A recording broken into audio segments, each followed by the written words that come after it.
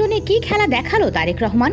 বলা হচ্ছে 1971 সালে বাংলাদেশের স্বাধীনতার পক্ষে লন্ডনের রাস্তায় এভাবে বিক্ষোভ করেছিল বাঙালিরা। অর্থাৎ দীর্ঘ 52 বছর পর ইতিহাসের পুনরাবৃত্তি করেছে যুক্তরাজ্য বিএনপি।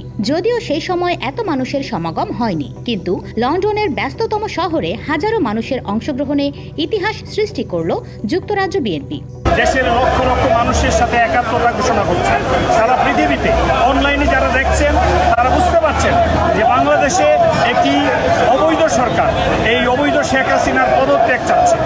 ছোট থেকে বৃদ্ধ সবাই অংশ নিয়েছিলেন এই পদযাত্রায়। যুক্তরাজ্যের পুলিশ বিএনপির এই পদযাত্রায় ব্যাপক সহায়তা করেছে। বিএনপির যুক্তরাজ্য সভাপতি এম.এ. মালেক বলেন, পদযাত্রায় 30,000-এর বেশি মানুষ হয়েছে। যদিও লন্ডন পুলিশ বিএনপিকে 20,000 মানুষের অনুমতি দিয়েছিল। পদযাত্রায় প্রধানমন্ত্রী শেখ হাসিনার পদত্যাগের দাবিতে স্লোগান দেয় বিএনপির নেতাকর্মীরা। তারা বাংলাদেশের সবার অংশগ্রহণে একটি সুষ্ঠু ভোট চায়। অনেকে উইলিং এসেছে, সারা ইউরোপ থেকে, ইংল্যান্ডের আনাচে কানাচে থেকে এসেছে।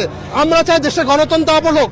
আমরা চাই যদি এখনকার রেজিমেও যদি ক্ষমতা থাকে আমরা তাদেরকেও স্বাগতম জানাবো, কিন্তু আমরা চাই একটা ফ্রি ফেয়ার ইলেকশন করতে। 2018 সালে ইলেকশনের বিএনপির অনেক লোকজনকে তাদেরকে আহত করা হয়েছে। বিএনপির এই পদযাত্রার কভার করেছে আন্তর্জাতিক মিডিয়া। যদিও বাংলাদেশের 2-1টি মিডিয়া ছাড়া পদযাত্রার এই খবর তেমন কেউ প্রচার করেনি। লক্ষণীয় বিষয় হলো, বিএনপির পদযাত্রাটি যে সড়কে হয়েছে সেটি লন্ডনের খুবই ব্যস্ততম সড়ক। পুলিশ পদযাত্রার সুবিধার জন্য সেই সব রোড বন্ধ করে দেয়, ফলে রাস্তায় শুধু মানুষ আর মানুষ। পদযাত্রায় অনেক মহিলা নেত্রীকে দেখা গেছে।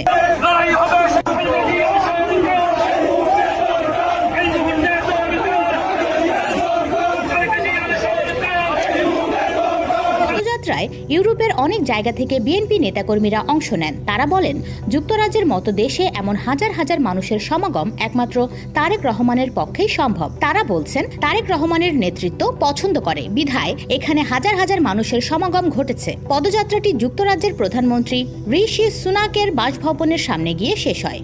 তারেক রহমান 2008 সাল থেকে সপরিবারে যুক্তরাজ্যে অবস্থান করছেন। সেনা সমর্থিত তত্ত্বাবধায়ক সরকারের সময় গ্রেফতার হবার পর জামিন পেয়ে তিনি চিকিৎসার জন্য যুক্তরাজ্য যান। সেখানে তিনি এখন স্থায়ীভাবে বসবাসের অনুমতি পেয়েছেন বলে জানা যায়।